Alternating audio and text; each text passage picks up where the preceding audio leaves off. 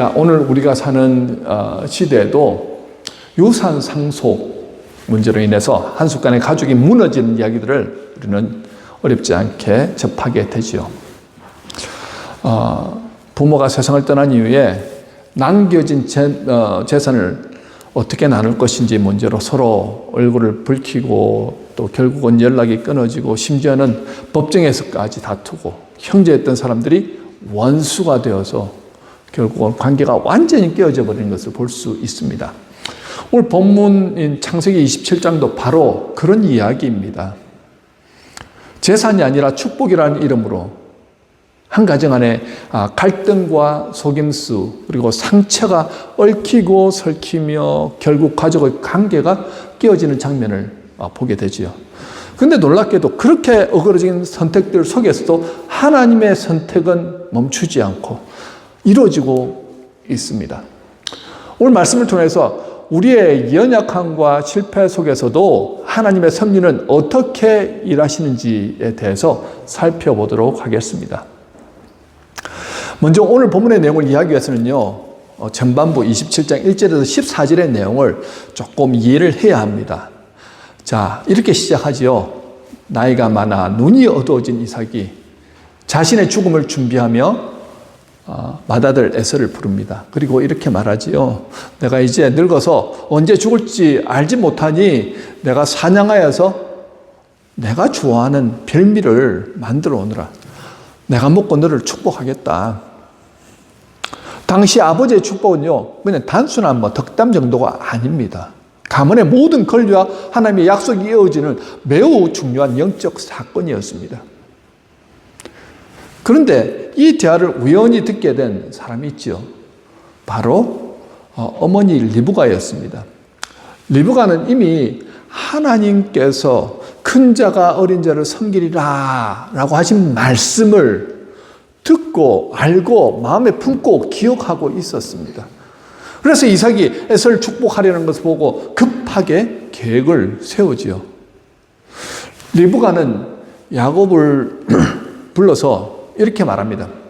내가 아버지를 위해서 맛있는 음식을 만들 테니까, 별미를 만들 테니까 네가 가지고 가서 네가 에서인 것처럼 하고 그 축복을 받아라. 하지만 야곱은 망설이죠.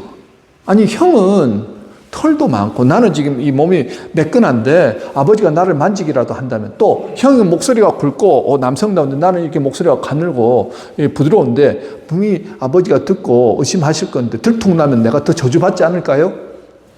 그러니까 어머니가 단호하게 얘기를 하죠. 그 저주는 내가 받을 테니까 내 말대로 너는 하기만 하면 돼. 결국 야곱은 어머니의 말을 따르기로 결심하고 염소 새끼를 잡아다가 어머니에게 가져다 드리지요. 이제 본격적인 속임의 계획이 실행되기 시작합니다. 오늘 본문 15절에서 17절의 내용은 뭡니까? 하나님의 뜻보다 앞서서 조급하게 행동하는 리브가의 모습을 볼 수 있습니다. 자, 15절에서 17절 우리 함께 읽을까요? 시작. 리브가가 집안 자기에게 있는 그의 맏아들 에서의 좋은 의복을 가져다가 그의 작은 아들 야곱에게 입히고 또 염소 새끼의 가죽을 그의 손과 목에 매끈매끈한 곳에 입히고 자기가 만든 별미와 떡을 자기 아들 야곱의 손에 주니. 자, 이 장면은 굉장히 치밀하고 계획적인 속임수입니다. 리브가는 이미 두 아들을 임신했을 때 하나님의 뜻, 즉 큰 자가 어린 자를 섬기리라 하는 것을 듣고 알고 있었습니다. 그런데요, 그 뜻을 알고 있었지만 자신의 방법으로 이루려고 지금 하고 있더라는 거죠. 어떻게 합니까? 에서의 옷을 가져다가 야곱에게 입히죠. 그 이유는요, 이게 남자나 여자들 보면은 독특한 향취가 나지 않습니까? 그래서 이삭의 후각을 속이는 거지요. 옷을 입히고 마치 이삭인 양, 이삭이 냄새가 나도록 해서 속이는 겁니다. 그 다음 염소 새끼의 가죽으로 야곱의 손목 팔 쪽 부분과 목 부분을 감쌉니다. 이삭의 촉각을 속이는 거지요. 만짐을 통해서 이삭인 것, 에서인 것처럼 느끼게 만듭니다. 또 자기가 만든 별미와 떡을 야곱의 손에 들려서 이삭에게 주죠. 이삭의 미각을 속이더라는 것입니다. 인간의 모든 감각을 이용해서 속이려고 한 완벽한 계획입니다. 그러나 문제는 이것이 믿음이 아니라 조급함에서 나온 행동이더라는 거지요. 여러분, 하나님의 약속은 이미 주어졌습니다. 그때가 언제입니까? 태중에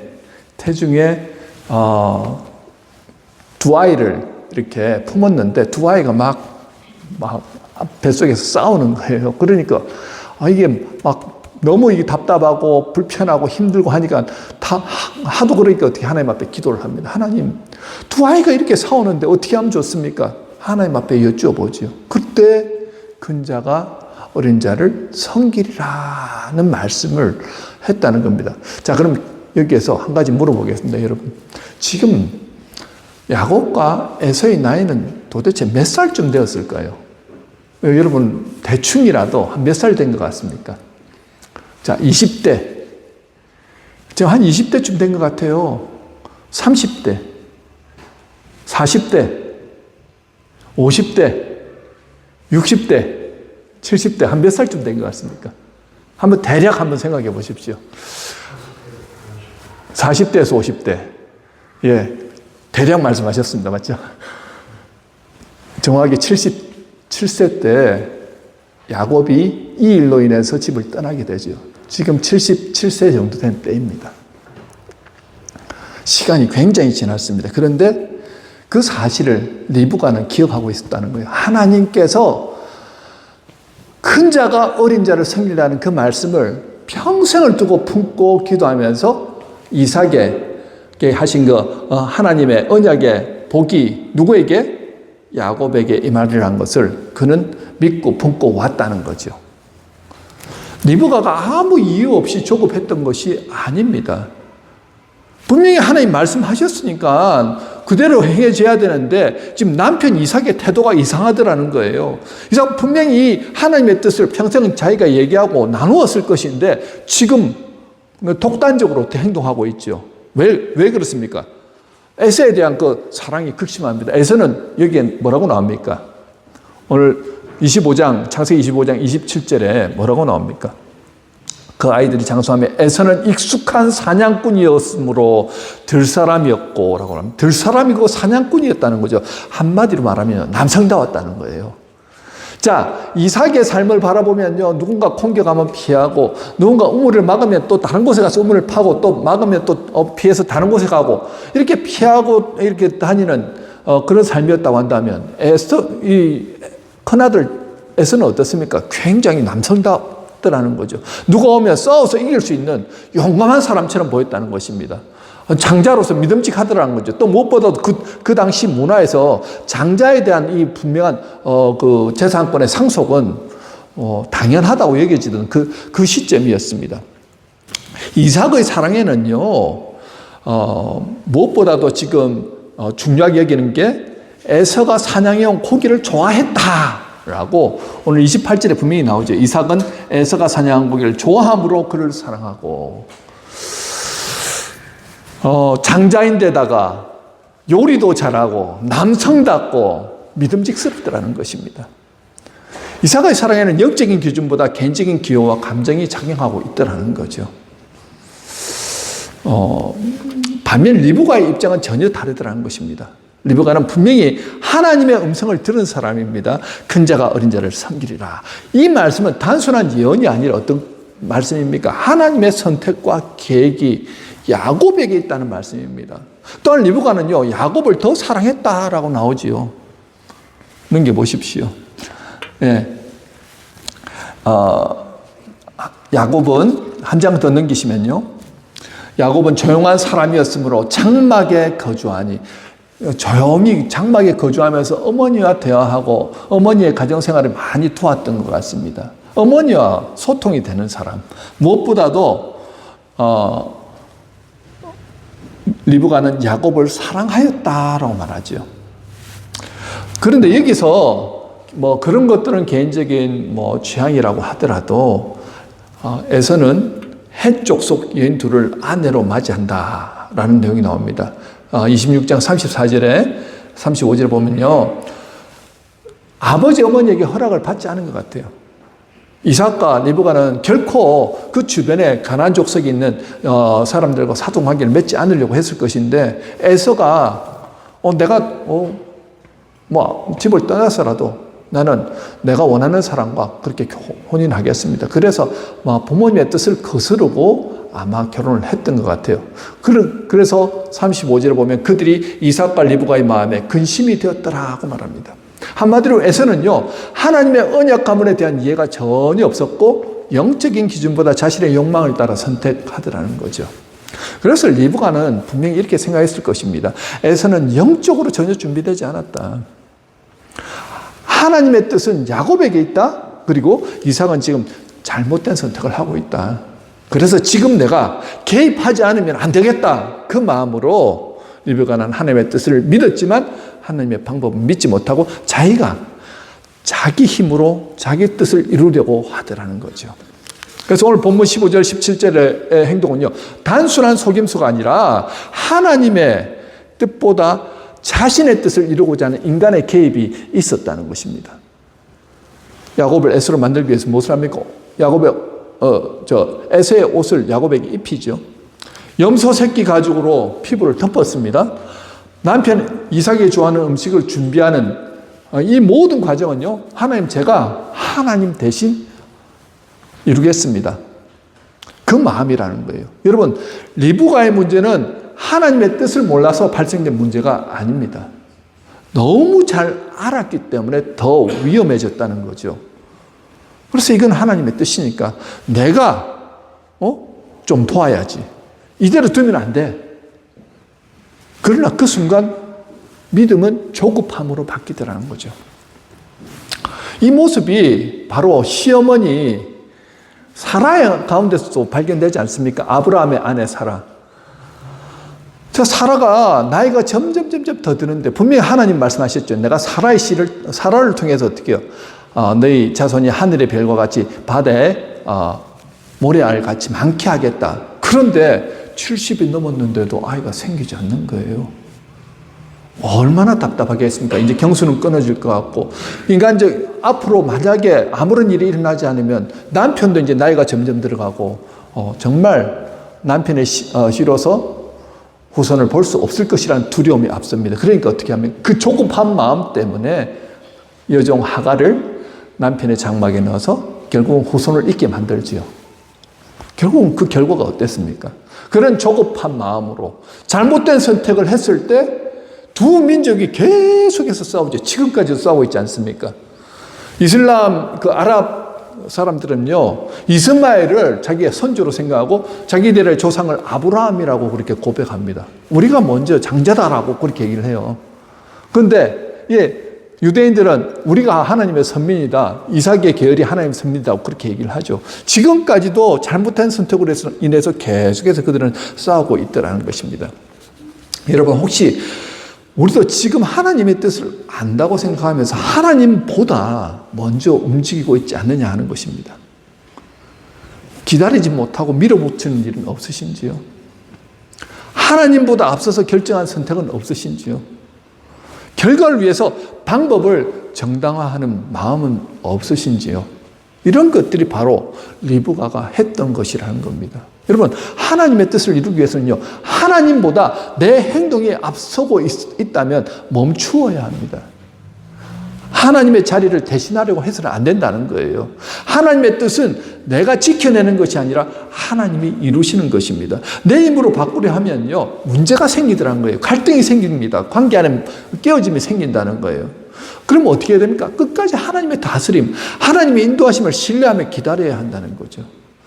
하나님의 액션을 취하시면요, 안 될 일도 되게 하시더라는 거예요. 불가능을 가능케 하시는 하나님께서 지금 침묵하고 계실 때는 하나님의 뜻이 있다는 것이죠.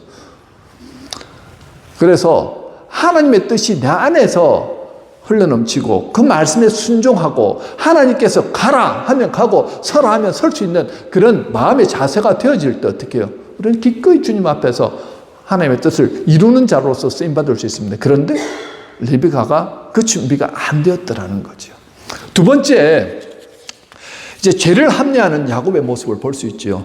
18절에서 24절의 내용입니다. 자, 야곱은 별미를 만들어가지고 아버지 이삭 앞에 나가서 내 아버지여 하고 부르니 이르되 내가 여기 있노라. 내 아들아 네가 누구냐라고 묻습니다. 지금 눈이 먼 상태라서 아들이 분명히 음식을 가지고 들어오긴 했는데 에서 같기는 한데 에서 같지 않다는 느낌이죠. 왜냐하면 목소리가 다릅니다. 음성이 다릅니다. 그래서 야곱이 다시 말하죠. 나는 아버지의 맏아들 에서로서이다. 이 말은 여러분 단순한 거짓말이 아니죠. 자신의 존재 자체를 속이는 정체성을 뒤바꾸는 그런 심각한 죄들하는 것입니다. 자기가 복받기 위해 가지고 자기가 에서가 아님에도 불구하고 나는 에서입니다 하고 지금 아버지한테 거짓을 고하는 거죠. 근데 이 음성은 항상 들어왔던 맏아들의 에서 음성이 아니니까 어떻게 합니까? 이삭은 무려 3번이나 반복해서 확인하려고 합니다. 21절에 뭐라고 하죠? 시작. 이삭이 야곱에게 이르되 내 아들아 가까이 오라. 네가 과연 내 아들 에서인지 아닌지 내가 너를 만져보려 하노라. 이삭이 이르되 네가 참 내 아들 에서냐? 그가 대답하되 그러니이다. 자, 직접 아들의 몸을 만져보기를 원합니다. 그런데 막상 가까이 다가온 아들의 몸을 만져보니까 털이 부슬부슬 나 있는 거예요. 분명히 털이 나 있으면 에서인데 음성은 야곱이니 이삭은 이상하게 여기죠. 그래서 한 번 더 묻는 게 네가 참 내 아들이냐 하고 24절에서 한 번 더 묻는 겁니다. 눈이 멀어서 아들을 볼 수 없기 때문에 이삭의 마음에는 계속해서 의심이 남아 있습니다. 그런데 더 심각한 것은 20절이죠. 우리 20절은 같이 읽도록 하겠습니다. 시작. 이삭이 그의 아들에게 이르되 내 아들아 네가 어떻게 이같이 속히 잡았느냐. 그가 이르되 아버지의 하나님 여호와께서 나로 순조롭게 만나게 하셨음이니이다. 자기는 나가지고 고기를 잡은 적이 있습니까? 없습니까? 없지요.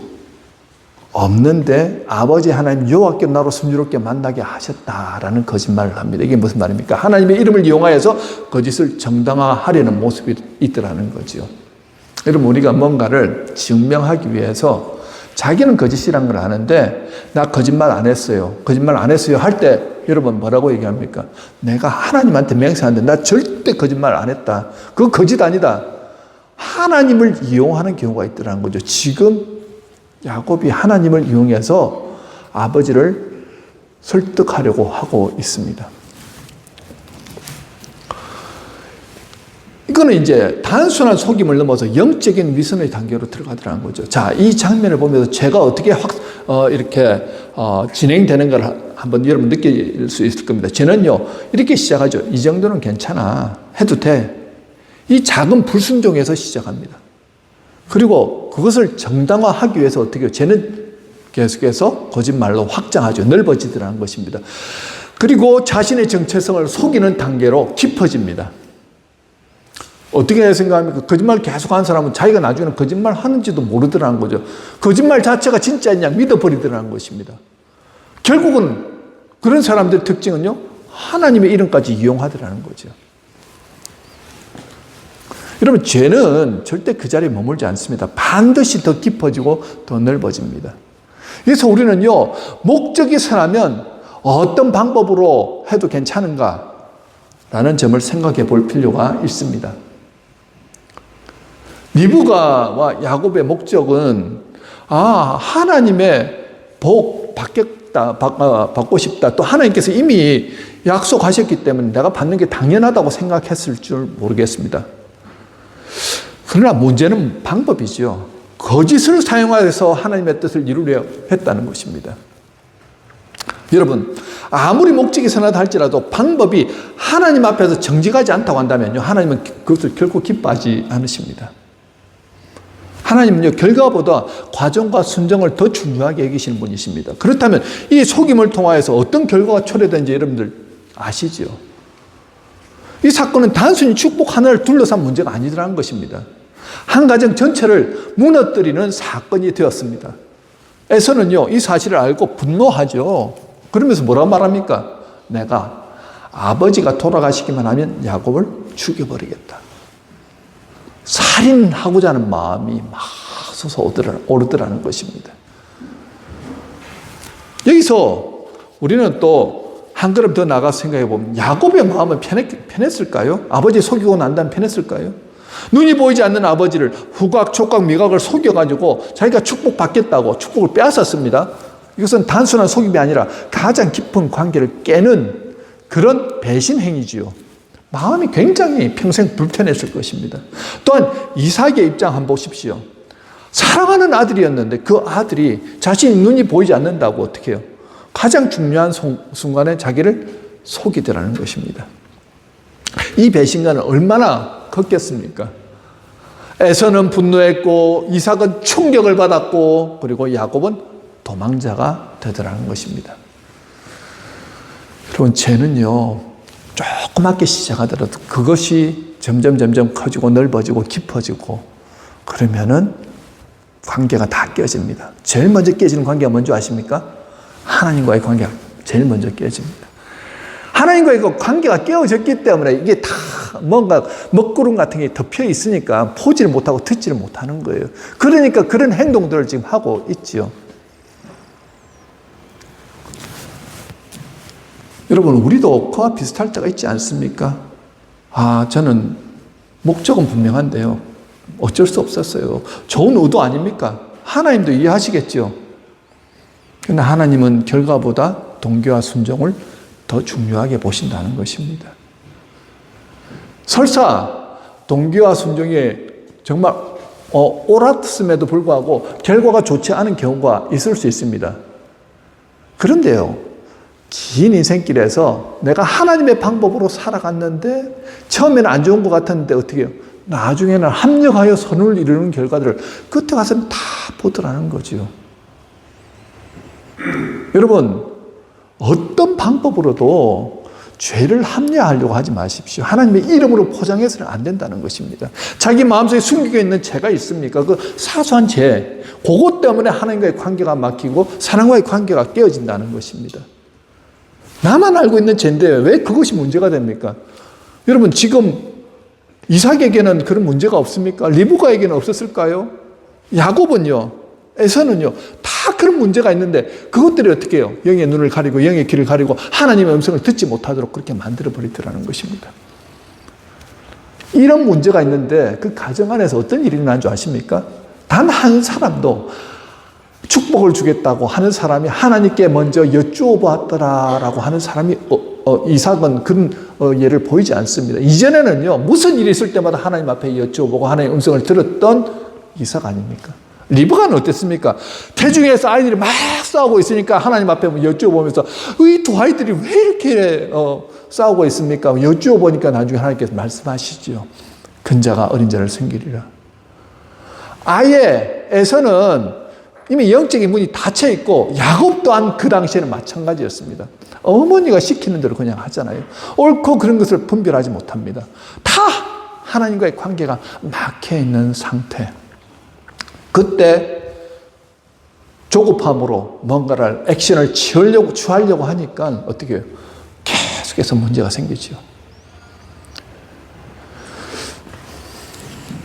그렇기 때문에 여러분, 우리가 하나님과의 관계가 막혀 있다고 생각하시면 가장 먼저 해야 될 게 뭐라고요? 먼저 하나님과의 관계를 뚫어야 합니다. 먼저 우리가 어떻게 액션을 취해야 됩니까? 내 마음의 문을 여셔야 돼요. 요한계시록의 말씀처럼 3장 22절의 말씀처럼 우리의 마음을 열고 주님 오시옵소서, 주님 내 안에서 역사하시옵소서, 주님과의 교제가 다시 시작되어질 때 하나님의 은혜와 자비야, 하나님의 빛이 우리 안에 임하기 시작할 때 그때부터는 하나님의 음성이 들리기 시작합니다. 여러분, 문제가 그것입니다.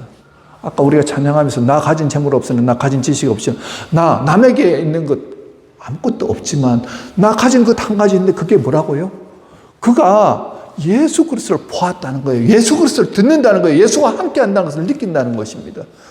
뇌성마비로 질환으로 꼼짝없이 자기 힘으로는 아무것도 할 수 없습니다. 먹는 것, 화장실 가는 것, 세수하고 몸 씻는 것까지도 가족의 도움 없이는 자기 혼자서는 할 수 없는 이 비련한 여인이 예수를 만납니다. 예수와 함께 살아갑니다. 그 여인이 고백한 이 시들이 많은 사람들을 살려내는 시가 되더라는 거죠. 왜요? 그는 보았기 때문입니다. 느꼈기 때문입니다. 저와 여러분도 마찬가지죠. 이 가정이 막힌 문제가 바로 그것입니다. 이전에 37년 전에는 하나님의 은혜를 마음껏 누리고 살았던 이삭이 37년 동안 기록이 없는 거예요. 26장과 27장 사이에 아무것도 없는 순간 그가 내렸던 결정, 이 하나의 잘못된 결정으로 인해서 관계가 다 깨어지죠. 여러분 기억하십시다.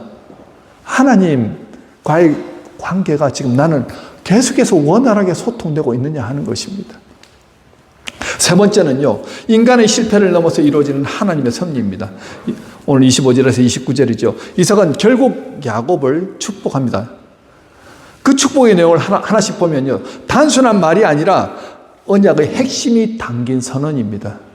27절에 뭐라고 합니까? 내 아들의 향치는 여호와께서 복 주신 밭의 향치로다. 이 말은요, 단순히 냄새에 대한 표현이 아닙니다. 하나님께서 복 주신 땅, 즉 생명과 풍성함이 넘치는 자리가 될 것이라는 거예요.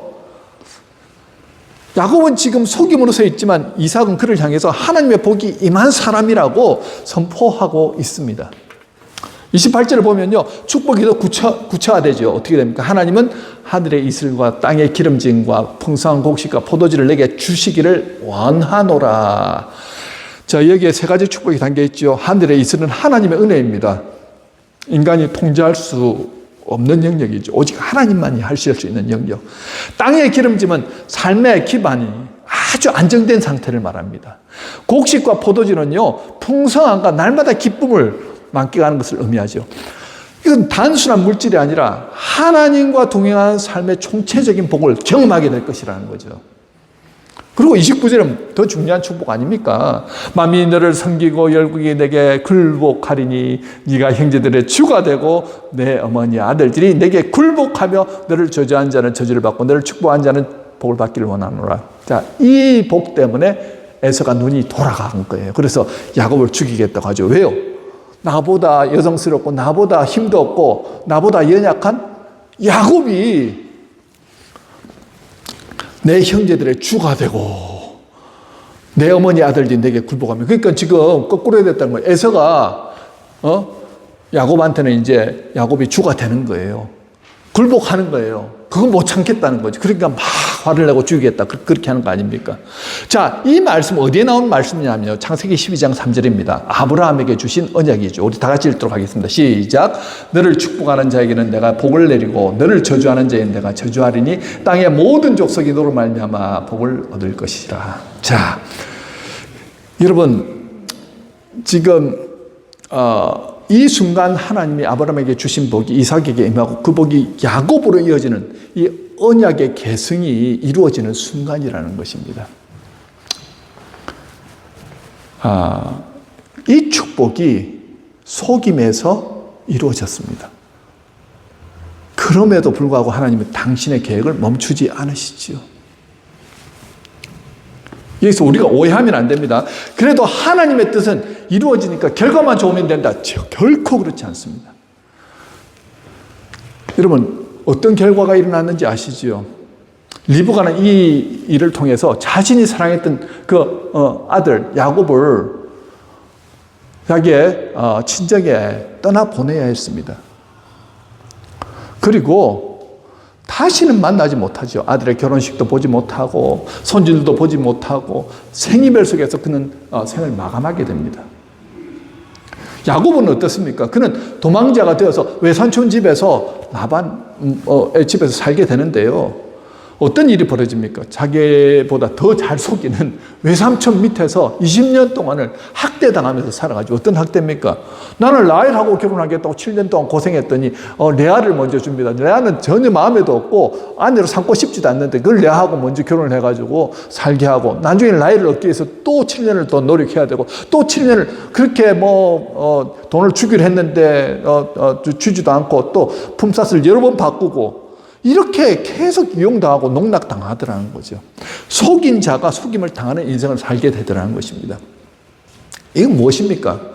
하나님의 백성이라도 자기가 그 죄에 대한 대가를 어떻게 해요? 하나님께서 깨닫게 하시더라는 거죠. 공의로우신 하나님이십니다. 그렇기 때문에 우리가 죄는 용서받을 수 있지만 그 결과는 반드시 남더라는 거죠. 그럼에도 불구하고 놀라운 사실이 뭡니까? 이삭의 축복이 취소되지 않더라는 거예요. 야곱은 도망자였고 속인 사람이었고 실패한 사람이었지만 결국 많은 고난과 연단 후에 어떻게 됩니까? 후에 하나님의 언약을 이어가는 사람이 되더라는 거죠.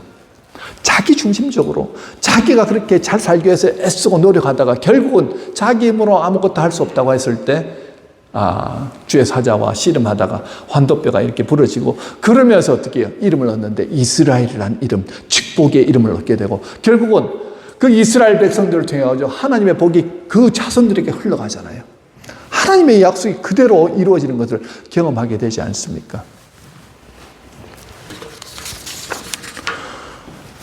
말씀을 맺습니다. 여러분, 오늘 말씀을 통해서 우리는 분명한 두 가지 사실을 보았죠. 하나는 하나님의 섭리는 우리의 실패를 넘어서 반드시 이루어진다는 것입니다. 그러나 동시에 우리의 선택에는 반드시 책임이 따른다는 것입니다. 리브가와 야곱은 하나님의 뜻을 이루겠다고 아버지를 속여서 축복을 받았지만 그 과정에서 선택한 죄의 대가는 결코 가볍지 않았다는 거 기억하십시오. 그래서 우리는요, 이 두 가지를 꼭 붙잡아야 됩니다. 하나님의 섭리를 신뢰하되 죄를 선택하는 것은 거부해야 합니다. 제가 예전에 전도사로 섬기던 교회 담임 목사님이 계셨는데 그분이 장신대 신학대학원에 이제 조교로 일을 하시는데 그 당시에 이제 2학년 과정에서 중간고사, 기말고사를 치잖아요. 그래서 시험 감독을 하러 들어갔는데 한 전도사님이 목사를 하겠다는 사람이 시험을 치다 컨닝을 한 거예요. 그래서 그게 문제가 돼가지고 교수위원회에 올라가고 결국 그분이 어떻게 되냐면 막 빌고 한 번만 용서해달라고 했는데 당신은 하나님의 음성을 듣는 사람입니다. 정직하게 하나님의 방법대로 차라리 폐를 하지 왜 그런 결정을 하셨습니까? 그런 고백을 하는 거예요. 제가 열심히 기도하고 열심히 나름대로는 공부한다고 했는데 도무지 이번에 폐를 하면 1년을 더 기다려서 다시 이과목을 취하고 그러면 인생이 돈도 그렇지만은 시간도 너무 많이 걸리고 또 부끄럽기도 하고 그래서 그런 결정을 했습니다. 한 번만 용서해 주십시오. 안 됩니다.